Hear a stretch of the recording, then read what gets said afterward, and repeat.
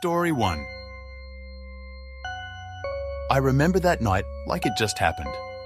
Every single detail is burned into my memory. The sound of the rain tapping against my windshield, the dim glow of the streetlights, and the uneasy feeling in my gut that I ignored. If I had listened to that feeling, maybe I wouldn't be here telling you this story. Maybe I wouldn't be trapped in this nightmare. It started as just another late night shift. I worked for a small food delivery company, the kind that barely keeps its drivers afloat with lousy tips and long hours. It wasn't my dream job, but it paid the bills. That night, I was exhausted, running on cheap gas station coffee and a few hours of sleep. My shift was almost over when the order came in. One last delivery before I could go home. The address was unfamiliar, but that wasn't unusual. People ordered food from all sorts of places. The name on the order simply read, "For you." I thought it was weird, but I shrugged it off. Maybe it was just someone playing a joke or a rich guy who liked being cryptic. I punched the location into my GPS and my stomach tightened when I saw where it was, on the outskirts of town, past the old industrial district. I had never delivered to that area before. It was the kind of place where streetlights were rare and the roads were cracked and forgotten. As I drove, the city lights faded behind me. The road ahead was dark and empty. No cars, no houses, just endless trees and abandoned buildings. My headlights barely cut through the thick fog that had settled in, making everything feel even more isolated. I glanced at my phone to check the time, 11:47 p.m. When I finally arrived, I expected to see a house or maybe an apartment complex. Instead, there was just a single building, a small run-down house with peeling paint and boarded-up windows. The porch light flickered weakly, barely illuminating the front door. I hesitated. Something about the place felt wrong. It looked abandoned, yet someone had placed an order. I grabbed the bag of food and stepped out of my car. The air was thick with the smell of damp wood and something else, something metallic, like rust or dried blood. I walked up the creaking porch steps and knocked. No answer. I knocked again, harder this time. Still nothing. Just as I was about to turn back, the door creaked open on its own. "Hello," I called out, peering inside. My voice echoed in the emptiness. No reply. Most people would have left right then and there. But against my better judgment, I took a step inside just to set the food down and leave. The air inside was stale, like the place had been sealed shut for years. The furniture was covered in dusty white sheets, and the wallpaper was peeling in long, jagged strips. The only source of light was a single candle flickering on a wooden table in the center of the room. Then I saw it. A note placed neatly next to the candle, written in careful, almost too perfect handwriting. "Your job is done. Welcome home."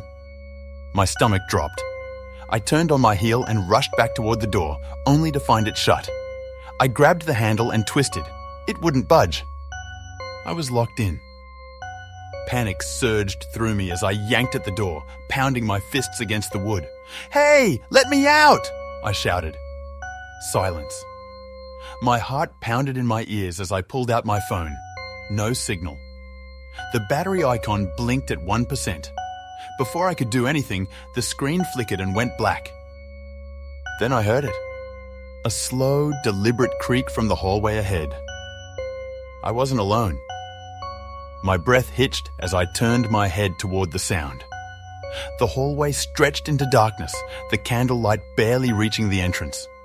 The air felt heavier now, pressing against my chest like a weight. I took a step back, trying to control my breathing. Another creak, closer this time. I knew I had to move. I wasn't about to stand there and wait for whatever was lurking in the shadows. My eyes darted around the room, searching for another way out. A window. There had to be a window. I turned and sprinted toward the nearest one, yanking at the boards that covered it. They were old and rotted, but still sturdy. My fingers clawed at the wood, splinters biting into my skin. Then a whisper. Right behind me. "You can't leave." I spun around, my breath catching in my throat. The candle flickered violently, casting erratic shadows on the walls. The room was empty, but I could feel it. Something watching me, standing just beyond the edges of the light. I grabbed the wooden chair from the table and swung it at the window. The glass shattered, sending shards flying everywhere. Without thinking, I hoisted myself up and scrambled through the opening, feeling the sharp sting of glass slicing into my arms. I hit the ground hard. The wind knocked out of me. My car. I needed to get to my car.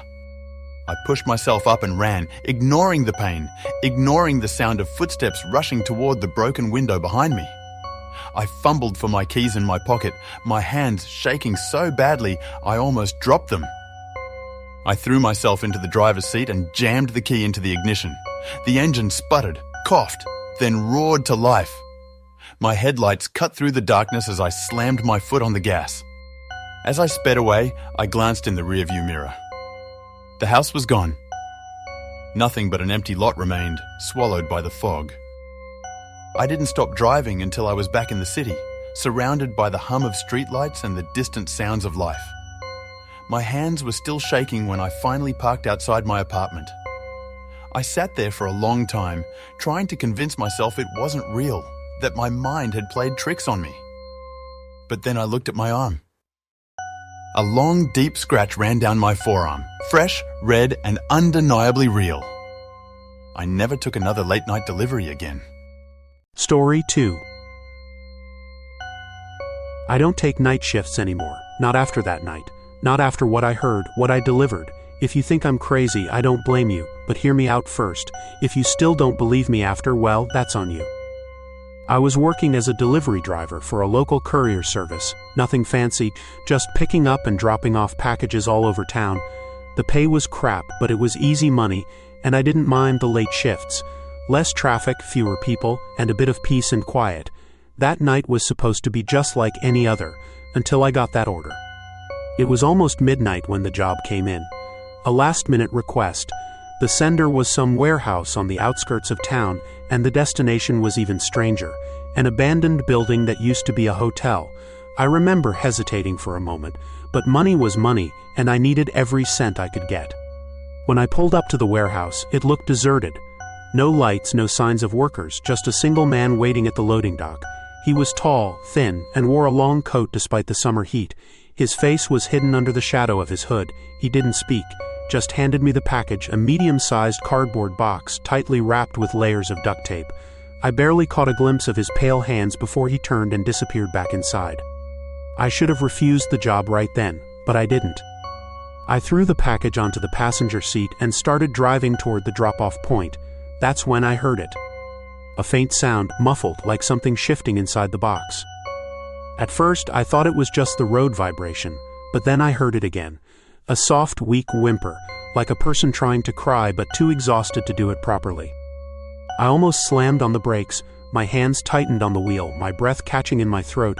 It had to be a mistake. Maybe an animal. No one would seal an animal up like that. The thought made my skin crawl. I reached over and pressed my hand against the box. It twitched. I jerked my hand away so fast I nearly swerved off the road.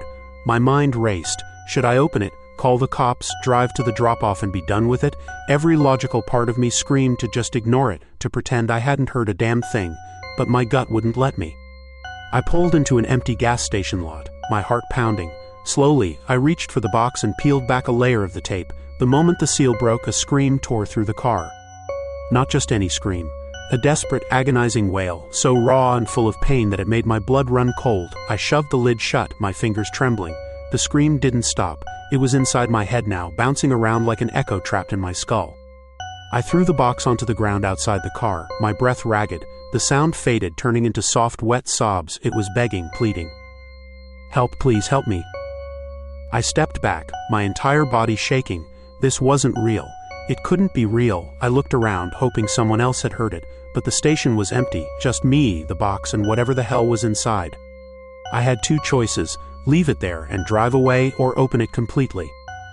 I made the worst decision of my life. I grabbed my pocket knife and sliced through the remaining tape. The flaps popped open, revealing darkness inside. And then movement, slow, unnatural movement. My stomach turned as I reached in with trembling fingers and felt something soft, warm, human. I yanked my hand back just as a small, bloodied hand shot out, grabbing my wrist with a grip so tight it felt like iron. My body locked up. I stared into the box, and my brain refused to process what I was seeing. A face, twisted, gaunt, and impossibly stretched, as if whoever was inside had been squeezed into a space too small for them. Wide, unblinking eyes locked onto mine, and its mouth moved in silent desperation, lips forming words I couldn't hear. Then, suddenly, the box collapsed in on itself, like a vacuum sucking everything inside. The grip on my wrist vanished, and the only thing left was an empty cardboard shell. I stumbled back, gasping for air. My car door was still open, the engine still running. I didn't think. I just jumped in, slammed the door, and sped away, my tires screeching against the pavement. I don't know what I delivered that night. I don't know where it came from or where it was supposed to go. I don't take night shifts anymore. And I never, ever open a package that isn't mine. Because some things aren't meant to be delivered. Story 3. I should have trusted my instincts that night. If there's one thing I've learned from delivering food for the past 3 years, it's that your gut is usually right. But when you're tired, broke, and just want to get through one last order, you ignore that voice in your head. That's exactly what I did, and I've regretted it ever since. It was a slow Tuesday night, and I was just about to log off when an order popped up. Cash payment, extra tip promised. The address was in a part of town I didn't recognize, but I figured it was a new development or some old house I'd just never noticed. I took the order, grabbed the food, and drove out. The GPS led me away from the busy streets, past the suburban neighborhoods, and into a more isolated part of town. The houses were spaced further apart, the streetlights became fewer, and the road itself turned rougher, full of cracks and potholes. I double-checked the address. It was right, but the location felt off. When I arrived, I found an old house, 2 stories, dark, with no sign of life inside. No lights, no movement, nothing. I double-checked the order details. The house number matched. The customer's name was just H, no phone number, just a request: leave food at the front door, do not knock. I hesitated. Something about it felt wrong. Usually, even late-night orders had at least a porch light on, or the faint flicker of a TV inside, but this place looked abandoned. I debated just leaving and canceling the order, but I really needed the tip. So I grabbed the bag, stepped out of my car, and walked up to the porch. The wooden planks creaked under my weight. I placed the bag down, turned to leave, and then I heard it. A soft knock, not from the front door, from inside the house. I froze. The sound was faint but deliberate, a steady, rhythmic tapping, like someone knocking on the inside of the door, just behind where I'd set the food down. My breath caught in my throat. My instinct screamed at me to get back in my car and drive off, but I stood there, listening. Tap, tap, tap. Then silence. I turned my head slowly, my pulse pounding in my ears. The bag of food was still there, untouched. The door hadn't moved, but the feeling of being watched was so strong it sent a chill down my spine. I hurried back to my car, barely managing to fumble my keys into the ignition. As soon as I turned the key, my headlights flickered on, and that's when I saw it. A figure standing in the upstairs window. Not moving, not blinking, just standing there, watching me. I didn't wait. I slammed my car into reverse, my tires screeching against the pavement as I sped away. My hands were shaking so badly that I could barely hold the wheel. I didn't stop driving until I was back in the well-lit, familiar streets of town. When I finally pulled over to catch my breath, my phone buzzed. A new notification from the delivery app. Order completed, tip received. I never looked back. I don't take deliveries to unfamiliar neighborhoods anymore. And I never, ever accept orders without a phone number. Because some doors, some addresses, they were never meant to be found. Story 4. You never think about how many strangers you meet in a day until one of them sticks with you. Not in a friendly, memorable way, but in the kind of way that makes you keep looking over your shoulder, double-checking your locks, and questioning your own reality. That's what happened to me on my last night as a rideshare driver. I quit after that.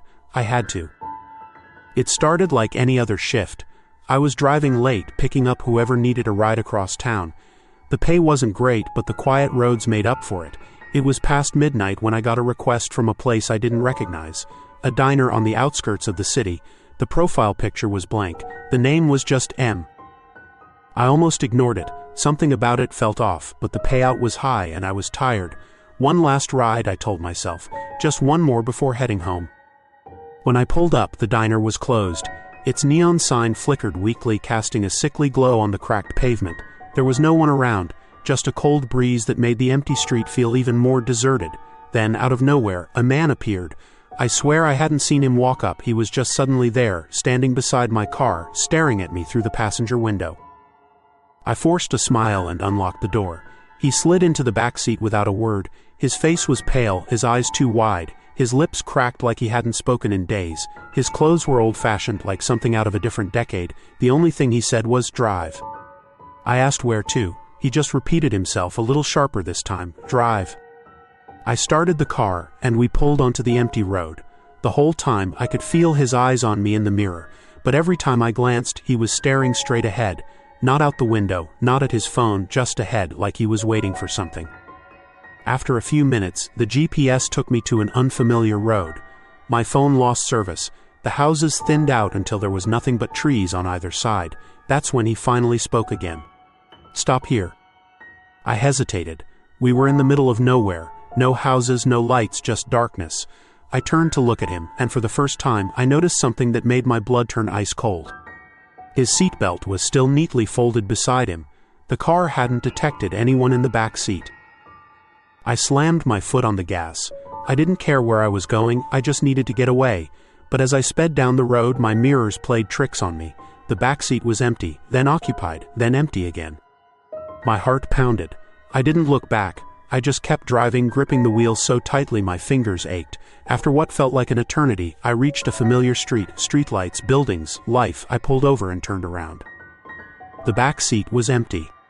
My ride history had no record of the trip. The payment never went through. It was as if it had never happened.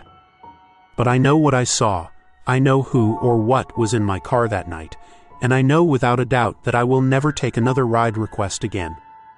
Because some passengers aren't meant to be picked up. Story 5.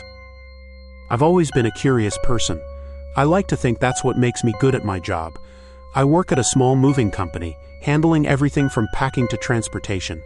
Over the years, I've seen all kinds of weird things people own. Doll collections that could stare into your soul, rooms filled with mannequins, even a refrigerator packed with nothing but jars of teeth. But nothing, and I mean nothing, prepared me for what happened last winter. We had a job in an old house at the edge of town, the kind that looked abandoned even when people were living in it. The owner, an elderly man named Mr. Whitaker, had passed away, and his niece had hired us to clear out the place. It was supposed to be a simple job. Pack everything up, load it into the truck, and take it to a storage unit. But from the moment I stepped inside, I felt uneasy. The house was freezing even though the heat was on. The air was heavy, thick with the scent of dust and something else I couldn't place. As we worked, my partner Dave and I kept hearing strange noises, soft creaks, distant shuffling, like someone was moving upstairs, but every time we checked, the house was empty. Then we found the box. It was in the attic, shoved into the corner like someone had tried to forget it existed. It was old, the wood warped with age, and the words "Do not open" were scrawled across the lid in deep, jagged letters. I don't know why, but the second I saw it, my skin crawled. It wasn't the handwriting or the box itself, it was the feeling that came with it. A deep, gut-wrenching warning that screamed at me to leave it alone. Dave, of course, had no such reservations. He laughed it off, calling it a joke, some old family superstition. "What's the worst that could happen?" he said, prying it open before I could stop him. The second the lid came off, the entire house seemed to groan. The air grew heavier, the shadows stretched unnaturally. Inside the box was a bundle wrapped in old cloth, stained and brittle, and then as Dave reached in, something moved. Not like an insect or a rat. The cloth itself shifted, almost like it was breathing. Dave yanked his hand back, cursing under his breath. "What the hell was that?" he muttered. I didn't answer. My eyes were locked on the cloth as it began to unravel on its own, the folds peeling back like something unseen was unwrapping a gift. And then we saw it. I can't describe it, not fully. It wasn't a body, not in the way you'd think. It was wrong, twisted, its limbs too long, its face stretched in a silent scream. The worst part, it was looking at us, not with eyes because it didn't have any, but we could feel it watching, feel it knowing us. Then, the whispering started. Low, urgent whispers filled the attic, coming from nowhere and everywhere at once. My chest tightened, and I grabbed Dave, yanking him away from the box. "We need to go, now." He didn't argue. We ran, tripping down the attic stairs, nearly falling over ourselves to reach the door. The house felt like it was closing in, the walls pressing tighter, the whispers growing louder. We didn't stop until we were outside, gasping for air in the freezing night. When we looked back, the attic window was dark, but we knew, whatever had been inside that box, it wasn't in the box anymore. We quit that job, told the niece we couldn't finish. She never called back. A week later, the house burned down. No one knows how it started, but I have a feeling. Curiosity didn't kill the cat, it killed something else. And now I never open things that say, "Do not open." You shouldn't either.